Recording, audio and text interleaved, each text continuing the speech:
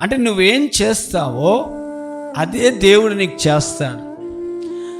నువ్వు ఏదైతే దాతృత్వం కలిగి ఉంటావో అదే దేవుడు నీ కుటుంబంలో, నీ జీవితంలో ఆయన రాబోయే రోజుల్లో దేవుడు చేస్తాడు. Praise the lord.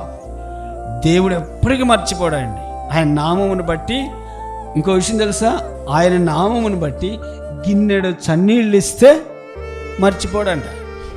అలాంటిది నీ కష్టార్జితాన్ని నువ్వు దేవుని సంఘము కోసం వినియోగించినప్పుడు దేవుడు నిన్ను మర్చిపోతాడండి.